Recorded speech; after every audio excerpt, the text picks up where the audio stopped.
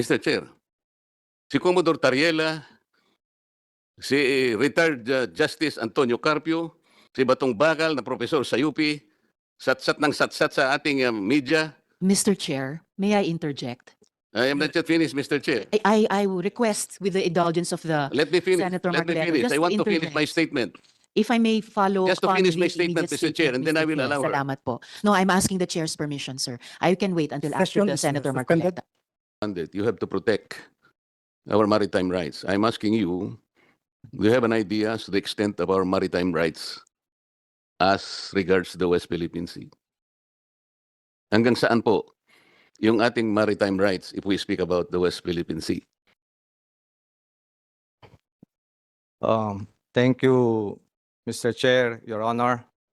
To my knowledge, our maritime rights is based on the decision of the 2016 arbitral ruling and based on international order, Your Honor. So based on the international order and the maritime or the arbitral ruling of 2016, what does it say? Hanggang saan po? General, simple po yung tanong. Ang hangganan lang po tinatanong ko. So, sinasabi po ninyo, international order or the arbitral tribunal, ano pong sinabi niya kung saan ang hangganan ng ating West Philippine Sea? Thank you, Mr. Chair, Your Honor. With regards to the extent of our rights, to my knowledge, it is we have to practice or we have to assert our rights up to 200 miles as part of our EEC, Your Honor, as well as to maintain our territorial integrity, Your Honor. Mr. Chair, ang tinatanong ko po ay hanggang saan ang extent ng ating West Philippine Sea sapagkat tama naman po na kailangan ipagtanggol po natin ito. Wala pong debate doon, General. Wala pong makakaiwas doon sa pananagutan. Ipagtanggol po natin ang saganang atin. Kaya nga po natin tinawag na West Philippine Sea. Hindi ko po tinatanong sa inyo yung 200 nautical miles. Kasi po yun ay tumutukoy lamang doon sa exclusive economic zone. Ang ibig po ba niyong sabihin, General, yung exclusive economic zone at saka yung West Philippine Sea, pareho?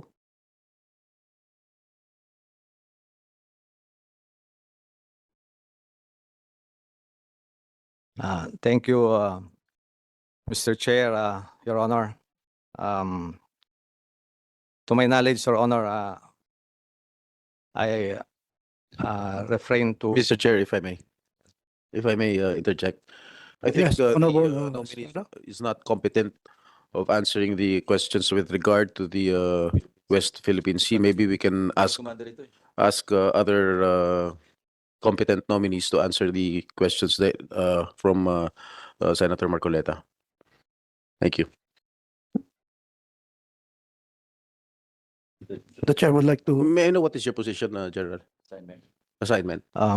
Thank you, Mr. Chair, Your Honor. Currently, I'm serving as Infantry Brigade Commander in the Philippine Army. So you're not privy to the situation and the condition of the West Philippine Sea?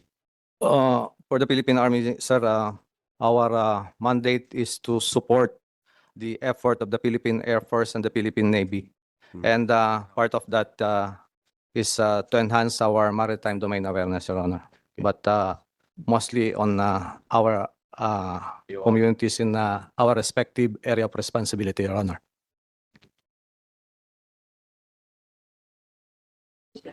Honorable Marcoleta.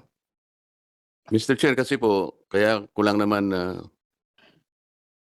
binibilibor ang isyong ito dahil sa tanong po ni Congressman Albano. At tama naman po yung sinagot ni General. Ipapagtanggol naman talaga natin ang ating maritime rights, sabi niya, in the West Philippine Sea.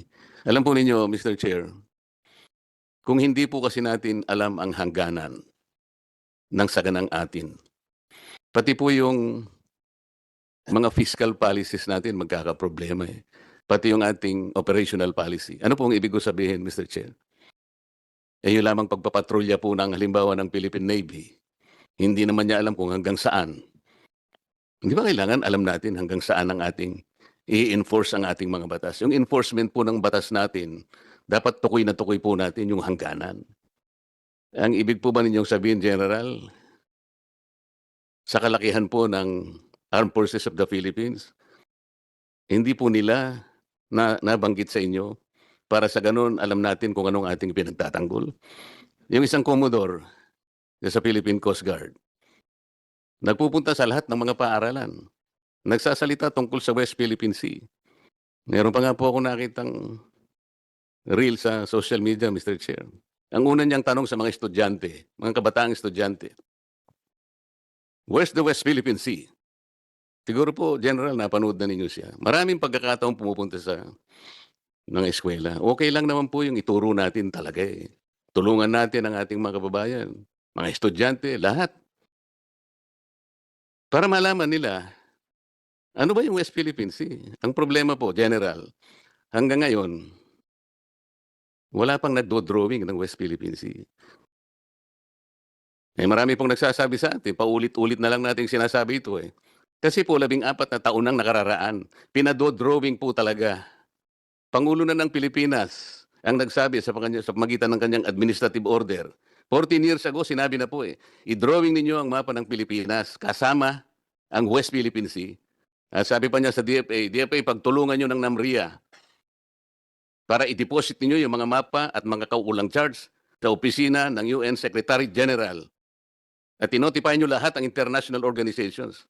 Mr. Chair, ito po yung mga hakbang, ito po yung mga steps para sa ganun, ma-drawing natin ang West Philippine Sea. Eh bakit hanggang ngayon po hindi na i-drawing? Yun lang naman po yung tinatanong natin. Eh sasabihin na naman natin, paano natin iis natin? Paano po yung budget natin? Ang dami po bahin po natin ang ating GAA for 2026. Department of National Defense, Department of Natural Resources Environment, pati po siguro DOTR. Mapapansin niyo dyan, may budget na nakalaan para sa West Philippine Sea. Hindi po ba malinaw man lang dapat alam natin ang hangganan, General? Makikipagtalo ba kayo sa akin na importante pong matukoy natin ang hangganan ng ating West Philippine Sea? Masama po ba yun, General? Thank you, Mr. Chair, Your Honor. We welcome the idea, sir, and rest assured that this will help us to understand more on the status of the WPS issue in the armed forces. And we assure you, Your Honor, that the armed forces will always follow the national policy direction of the government. And we will always follow the chain of command, the directive of our higher headquarters, Your Honor. Salamat po sa sagot ninyo, General. Sa makatwid, sumasang-ayon po kayo na dapat lamang talaga matukoy po natin ang hangganan ng saganang atin. Tama po yun? Thank you, Mr. Chair, Your Honor. Hindi, tama po yun? Yes, Your Honor. Okay. Kasi po, General, maski po sa ating mga batas, tutukuyin ko na po, Republic Act 12064. Pag binasa po ninyo ang definition ng West Philippine Sea, tumutukoy po sa maraming bagay ng ating karagatan. Una na po yung ating Luzon Sea, yung ating exclusive economic zone, yung Bajo de Masinloc, and the maritime features of the Calayan Island Group. Kaya kailangan po nating matukoy talaga. Yun lamang po. Meron tayong definition sa batas. Meron tayong kautusan ay binigay sa NAMRIA at sa Department of Foreign Affairs, i-drawing na yung mapa upang makilala na kung nasaan talaga ang West Philippine Sea. Tingnan po ninyo, General. 1953, kung inyo pong susuriin ang mapa ng daigdig, lalo ng karagatan. Yung ating Eastern Seaboard, nandun po yung Philippine Sea. 2000 po, dinrawing uli yun. Kasi po, every now and then, dinudrawing talaga yun. Nandun po pati coordinates, pati charts. 1953 pa po, or 74 years ago, ang Philippine Sea nakadrawing talaga doon. Pati ang mga coordinates niya. Kung nagawa po natin na i-drawing ang Philippine Sea on the Eastern Seaboard, bakit hindi natin kayanin i-drawing uli ang West Philippine Sea on the western side of our country? Yun po talagang dapat natin gawin. Pagsikapan. Tinatanong ko nga po Kaya po nagpatawag pa nga ako ng ano eh. Naggawa po ako ng resolution, pinatatawag ang NAMRIA, pinatatawag po lahat ang may kinalaman sa pagdodrawing ng ating West Philippine Sea. Eh meron daw pong sumagot, kamakailan lang. Samantalang alam ko po, sa March 12, bukas po, uumpisan sana nating ayusin ito. Ewan ko po kung totoo, meron daw sumulat sa Department of Foreign Affairs at saka sa DND, hindi raw po daw pwedeng pag-usapan sapagkat ito po ay nag-involve ng national security. Mr. Chair, si Commodore Tariela, si retired Justice Antonio Carpio, si Batong Bakal na profesor sa UP, satsat ng satsat sa ating media. Mr. Chair, may I interject? I am not yet finished, Mr. Chair. I will request with the indulgence of the Let me finish. Senator Let me Marcoleta, finish. just I to want to finish my interject. statement. If I may follow Just to upon finish my the statement, immediate Mr. Chair, and then I will Mr. allow her. Salamat po. No, I'm asking the chair's permission, sir. I can wait until after Session the is Senator suspended. Marcoleta.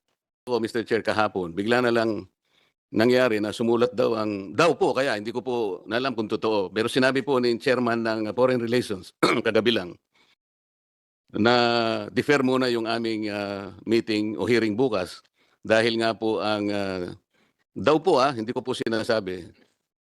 Sumulat daw po ang pati NAMRIA at ang DND na ang matter na to will involve national security. Kaya lang po ako nagtaka sapagkat yung mga iba na nagpunta sa media, nagsasalita about West Philippine Sea, wala naman pong nagsasabi na huwag ninyong pagtalunan yan.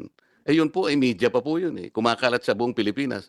Kaya minabuti ko na pong dito namin pag-usapan, dito na lang sa Senado, pagkatapos sasabihin nila, kung totoo pong sinabi nila, nakakapagtaka naman, bakit hindi natin dito pag-usapan? Anong national security ang involved dito? Yun lamang po, Mr. Chair. Salamat po. Thank you, Honorable Marcoleta. Honorable Rizon Tiveros. Salamat, Mr. Chair. Ang akin lang po sanang interjection kanina na nag-submit ako dun sa tamang hiling naman ng colleague na magtapos sila and based on the ruling of the chair, ay wag po sana nating sasabihin na ang mga sinasabi ni na Commodore Tariela, retired Senior Associate Chief Justice Carpio at isa pang binanggit kanina ay mga satsat. Dahil mga seryosong pananalita nila iyon, kahit kadebate man sila o hindi. Alam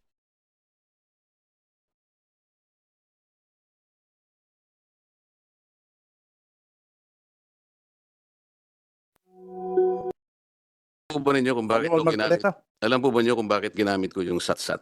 Hindi ko lang po alam kung ano ang pagkakaintindi po ng ating kasama ron. Pero yung satsat po, walang implication na masama yun eh. Kaya ko po ginamit yung salitang satsat. Kapag sila po yung nagsasalita, wala pong batayan eh. Halimbawa po, yung sinabi ni Justice Carpio, hindi na po kailangan ng coordinates para po i-delimit natin ang exclusive economic zone. Mali po yun eh. Magkakamali po, pati ang mga taong bayan maniniwala sa kanya sapagkat dati siyang magistrate ng Supreme Court.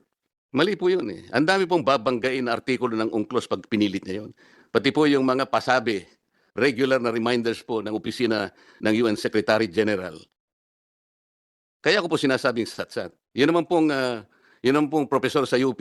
Ano pong pinagsasasabi niya? Nagsubmit na raw po ng mapa ang NAMRIA sa United Nations. Satsat din po yun, Mr. Chair. Kahit nga po ngayon dito, matutukoy natin, i-open lang natin ang website kung alam po nung professor ng UP na wala tayong sinasubmit na mapa. Alam po ba niyo kung pinapakitang mapa ng NAMRIA? Administrative map, Mr. Chair. Ang administrative map only shows the political subdivisions of our country, regions, mga probinsya. Hindi po yun yung mapa na hinihingi po para sa ganon magkaroon ng hakbangin para finally ma-drawing natin ang West Philippine Sea. Marami pong proseso yun eh. Maraming proseso yun. Hindi pala niya naiintindihan, satsat na sila ng satsat doon. Oh, yung Commodore Tariela naman yan. Pinayagan ba siya ng CHED na sabihin kung nasaan ang West Philippines? Hindi naman niya po tinutukoy eh. Pakinggan po natin yung kanyang discussion. Miski isa doon, kaya ko lang po nasasabing gano'n. Lumalabas sa social media, lumalabas sa mainstream media, buong Pilipinas nagtatalakay sila. Wala isa man na nagsabi that that issue involves national security. Bakit po nung ako gumawa ng resolution para dito natin pag-usapan, formally, bakit biglang naging national security? Yun lang naman ang tanong eh. Hindi po ba mahalaga sa kanila na ayusin natin lahat dito? Ito po ang bagay, ito po ang formal. Dito po mismo sa Senado. Dito po natin ayusin lahat ang hindi pinagkakaintindihan. Hindi yung radyo dito, TV dito, lahat sa halimbayan. Dito, yun ang gusto kong mangyari. Bigla na lang nagkaroon ng national security. Nakakapagtaka naman, Mr. Chair. That's the only point. Salamat po sa sagot ninyo, General. Talaga pong kailangan lamang na talagang yung hangganan ng ganang atin, matukoy natin, madilimit natin, yun ho ang inihingi ng batas. 14 years ago. Yun po yung hahanapin ko sana sa NAMRIA. Bakit hindi niya ginawa 14 years ago na nakararaan? Para matulungan po kayo. Para hindi po kayo parang nasa kadiliman, hindi natin alam hanggang hangganan. Makatulong po sa inyo lahat yun. At tama po yung gagawin nyo. Ang mandato po ninyo, tama rin po yun. Proteksyonan ang saganang atin. Pero pangkaraniwan na, kailangan alam natin ano ang hangganan ng saganang atin. Wala pong masama doon. Salamat po, Mr. Chair. Thank you, Honorable Marcoleta. Honorable Jinggoy Mr. Chair, Estrada. maybe we can excuse the nominee. And we, I was about Court. to say that. Thank you. If there are no more inquiries, we can now excuse General Francis Carandang. If there are any more, no more inquiries or comments from the members, yes, Honorable Albano, Honorable Revilla. Sorry. Thank you very much, Mr. Chair. Just a short inquiry to one of the nominees. I would like to call in Colonel Robert Isnani from the Philippine Air Force. Yes, can we call on Honorable Colonel Isnani to take the seat in front? Good morning, Colonel Isnani. Yes, there is a report of the Commission Secretariat. They mentioned unverified family accounts indicating that you may have a blood relation to Pedro Javier Cuevas, also known as Datu Calun, a Caviteño figure historically linked to the founding of Lamitan in 1886. Interesting po kasi ito, Mr. Chair, because historical accounts describe Datu Calun as originally from Cavite, where he was involved in the 1872 Cavite uprising and later escaped from San Ramon Penal Colony to what is now Zamboanga City. He eventually made his way to Basilan, where he was accepted by the local communities and became a datu, admired for his leadership and resistance to Spanish rule. Perhaps you could tell us more of your family connection to Datu Calun? Yes, Your Honor, Sir, the Chairman, and Your Honor. We are a great. Datu Calun is our great grandfather. He has actually originated from Cavite.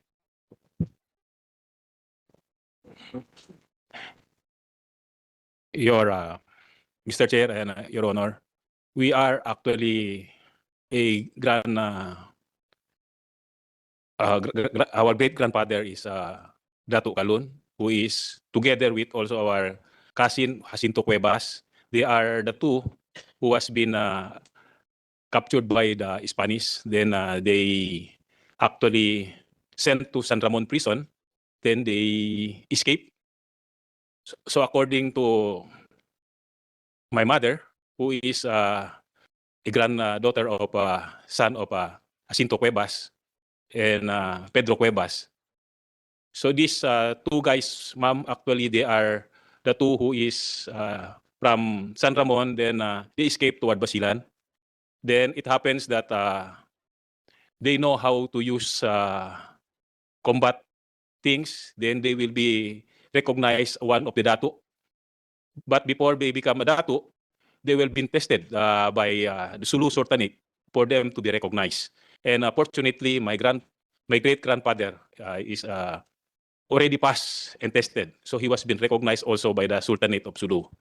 So we might not be in Cavite for a long time because we have been raised and born in Basilan. And I'm very thankful that our bloodlines in Cavite, hopefully we can meet someday. And that he's one of his son is already a member of the armed forces with the rank of colonel right now. So thank you. Colonel, we have recognized the existence of your great-grandfather.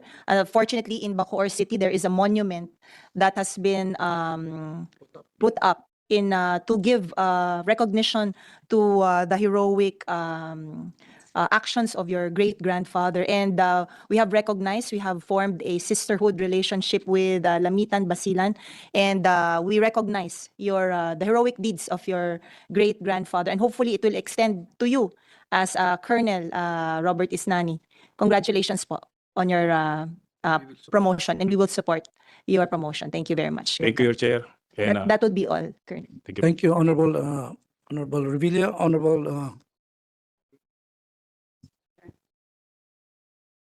no more. There are no more questions for, yes, Honorable Alan T. Mr. Chairman, maybe also call in, aside from Colonel Isnani, Colonel Angelo Caraig, Captain. We will Lex excuse first Basilio. Colonel Robert is No, not. I also have a Philippine Air question Force. to Colonel Isnani, Oh, both of them? for for all of them that I will be calling. Colonel Lex Heathcliff Basilio, Captain Frederick Francisco. Those who were mentioned, please join Colonel Snani.